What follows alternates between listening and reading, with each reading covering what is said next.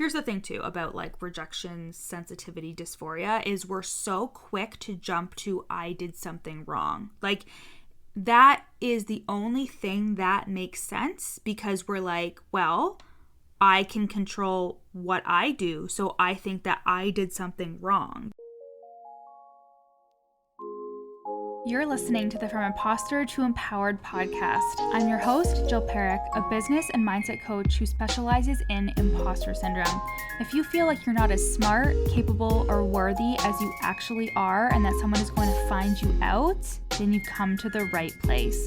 I went from being a struggling government worker, working my coaching business on the side, but feeling unworthy and burnt out, to making multiple six figures helping women overcome imposter syndrome so they too can sign clients, make bank, and have the business or career of their dreams.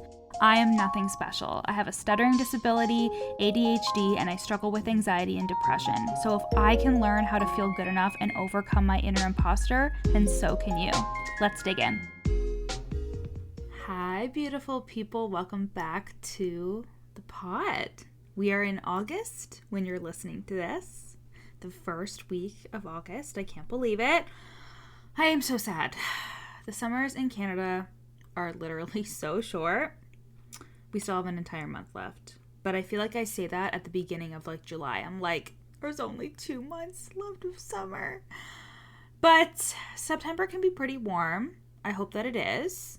We actually are thinking about getting married in September next year. Guys, I still have to do wedding planning. Why am I so overwhelmed? It's because I have ADHD. That's why. And like, it's such a big deal.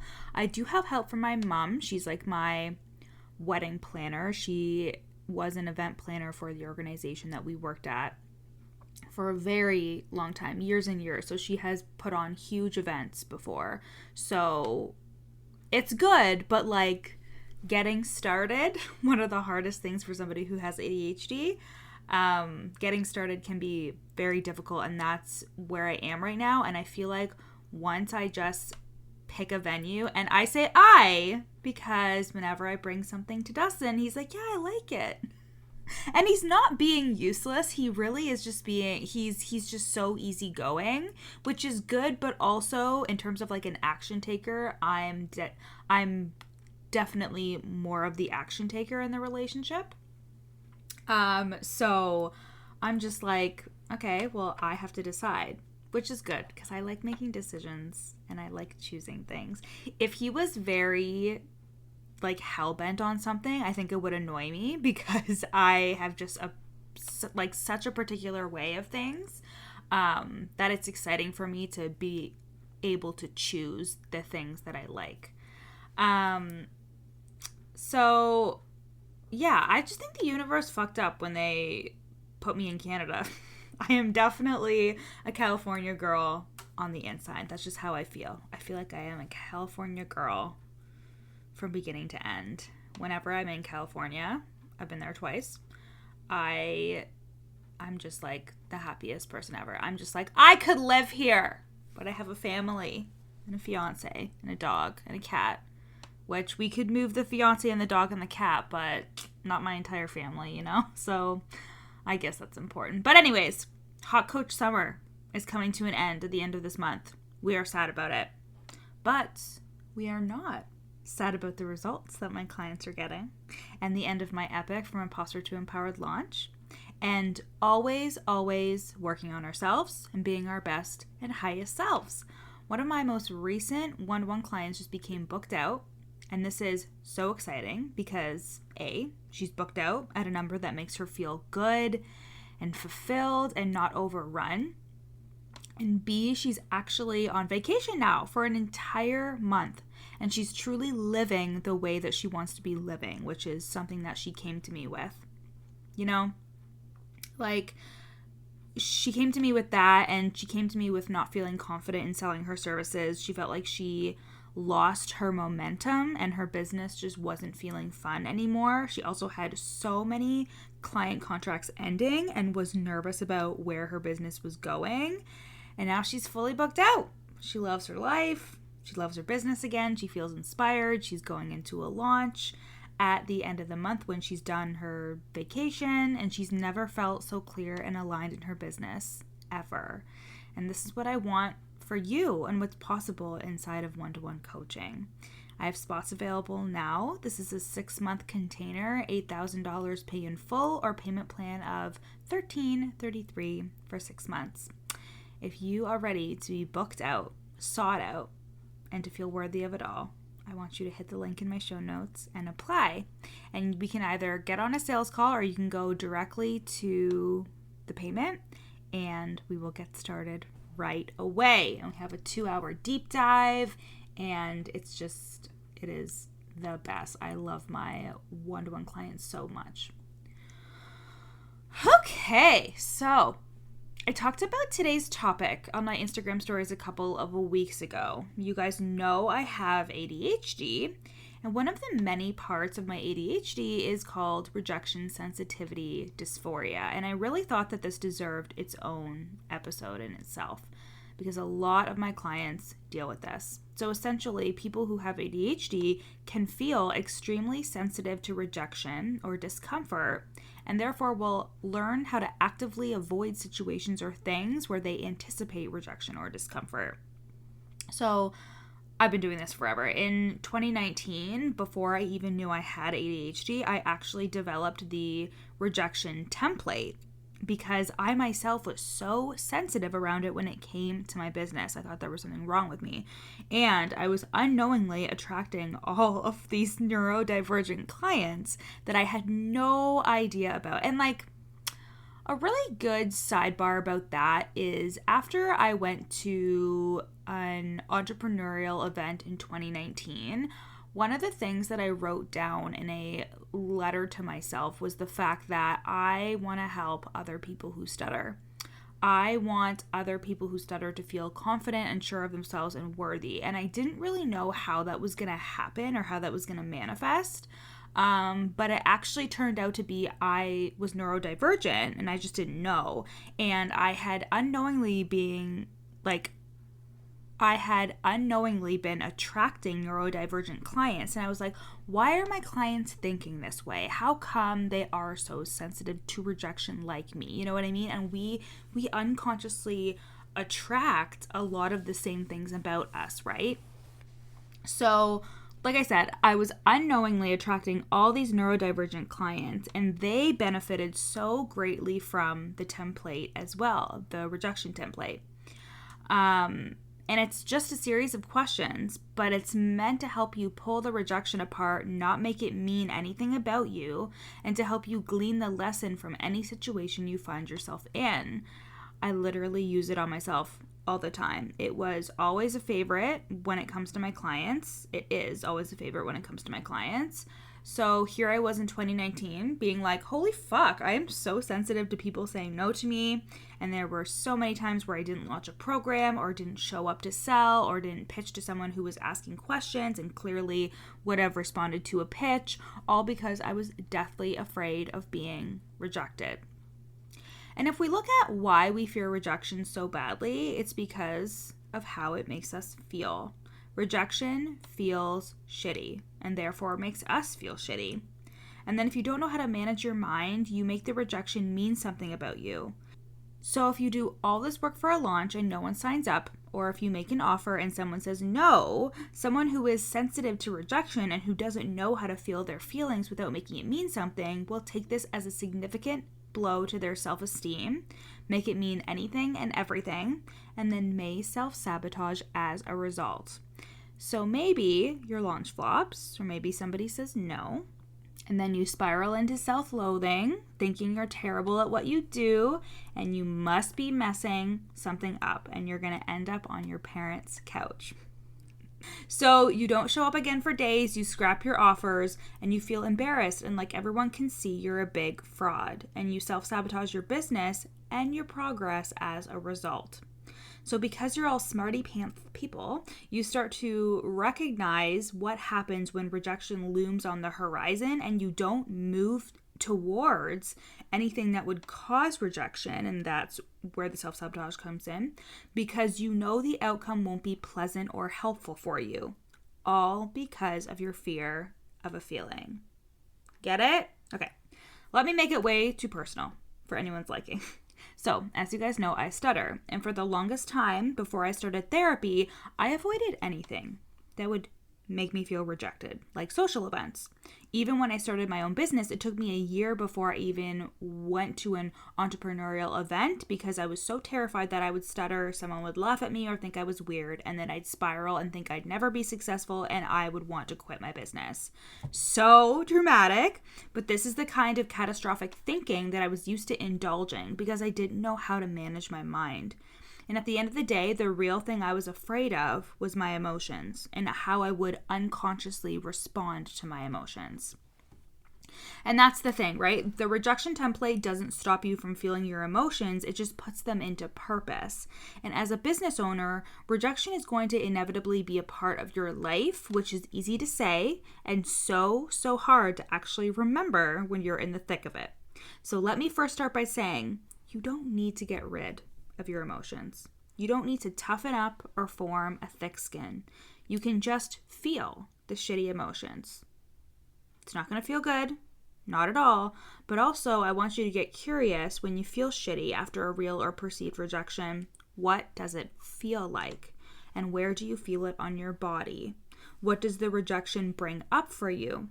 Be really curious and gentle with yourself. But most importantly, you want to know what happens in your body and how you actually feel when rejection happens or when you're suspecting that rejection or failure is happening, so you know how to recognize it in your own body. So actually, let me take you through the rejection template now, and this is a series of questions that you can journal your responses to. Okay, are you ready? The first thing you're going to do is I want you to take the situation you experienced. How can you look at the situation as neutrally as possible? What are just the facts of the situation, not what you thought or felt about it? So an example of this would be I got on a sales call and the person said no, okay? Like just straight facts, not how you felt about it or what you thought about it. Question number 2 is, what did you make this mean about yourself? We're getting right into it, right? Are these things ultimately true? So whenever we experience a rejection, we make it mean something about ourselves and about our business. So be honest with yourself. What did you make this mean about yourself and your business? And are these things ultimately true? So if I was asking you, like, are you sure this is true about you, or is it just a story? It is usually just a story, right? So really question those things. Number 3 is, what past experiences did this situation trigger for you? Is it possible you're reacting from a past experience that you don't need to put on this current situation? So how we react to things is really from past experience, right? Like if you look at what happens when we have post-traumatic stress disorder, your body believes that it is reliving the event, right? So you feel as if you are reliving the event. You are feeling the emotions from that past event. So you will unconsciously start creating that, and you can create it with your mind. You can create it with how you feel, right? Even if you're not in that actual circumstance anymore. So it's something that happens unconsciously, but you will automatically start to react if you are linking it to a past experience. So again, the question is, what past experiences did this situation trigger for you? And is it possible you're reacting from a past experience that you don't need to put on this current situation?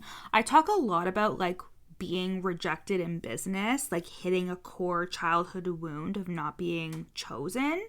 And when it comes to a past experience, I would sometimes feel like nobody's choosing me. And I would feel as I felt on the playground, right? So that's question number 3. Number 4 is, what are the possible alternatives to what you think this rejection meant?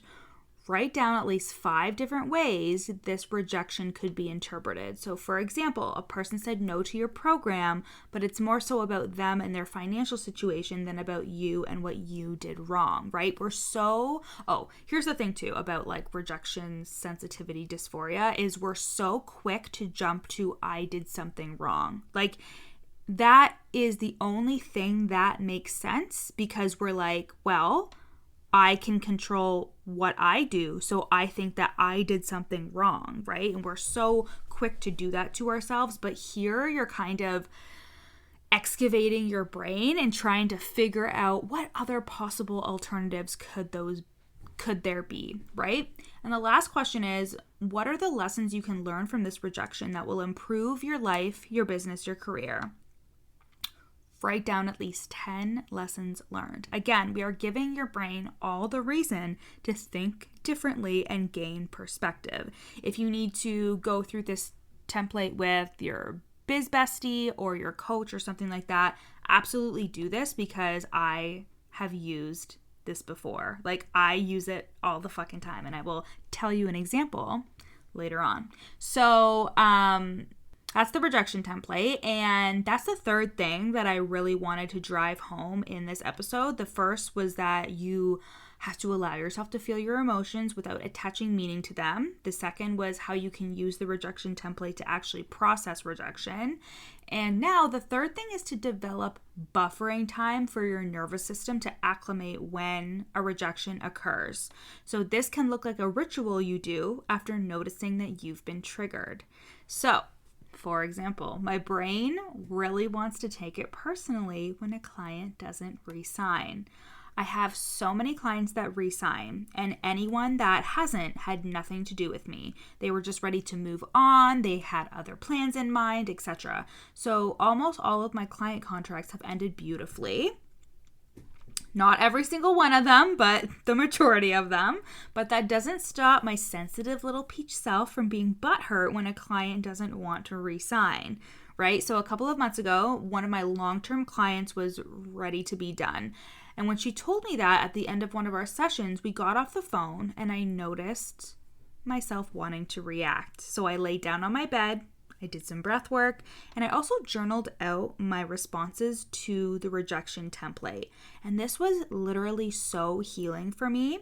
And it's taken me time to get to this place. Before, I would have ruminated, tried to act like it didn't bother me, and then it would have subconsciously affected me. So this is a way that I soothe my nervous system and get in front of it, and a way that works for me. Especially because when she said no, it's really easy for me to be like, but the right thing to do is to realize that, oh, it's not about me and blah, blah, blah, and just move on. But I think that's also really just passing by our emotions and really just passing by the thoughts that we're having. Like that's an example of bypassing how we're actually feeling. And instead of being like, no, it's wrong to think this way, we can think about it in a different way, but first we have to acknowledge the emotions, right? So how I soothe my nervous system is like I essentially treat myself like a child in terms of being like, oh, that really hurt your feelings. Like, let's go lay down. Let's take a couple of big breaths. Let's reaffirm how good enough and worthy you are. This doesn't mean anything about you, and it sounds kind of ridiculous, but that's how you really treat yourself to be okay with things like this happening, because you subconsciously know that you're going to take care of yourself if something like this happens, instead of self-sabotaging, right? So whatever you choose to do, acknowledging the rejection or the event is really important, even if it feels so small. So you can do some EFT tapping, you can do some breath work, you can journal it out, or respond to the rejection template questions that I gave you in this episode. And it doesn't have to be a long ritual or anything like that, but the point is for you to expand your nervous system into trusting yourself and taking care of yourself, so you don't self-sabotage your efforts or start to subconsciously avoid taking risks or subconsciously avoid going outside of your comfort zone. Business is all about taking risks, showing our faces, being seen, putting our work into the world. There will inevitably be rejections or situations or events that feel like rejection, and you don't need to avoid it or shame your brain for needing to process, especially if you're neurodivergent. You just need to not make it a big deal, get in front of it, and move forward with love and compassion for yourself. Okay? One of the reasons why I love working with a coach is like having somebody to debrief these things with. Like, I'm not kidding, guys. When I work with a coach and even with my biz besties, I get into every nook and cranny of my brain and eviscerate anything that would affect my thoughts or beliefs, because that's where your magic is. Your energy, your confidence, your belief in yourself is so sacred, and it's what drives the ship of your business. My client that just got booked out barely changed any of her strategies when we started working together. We just cleaned some strategy stuff up, but all we did was work on her beliefs, her confidence, and her thoughts, and boom, booked the fuck out. So if you want to be booked out, sought out, and feel worthy of it all, apply to work with me in one-to-one coaching, a 6-month container where we go all in on your business and your mindset for 6 months.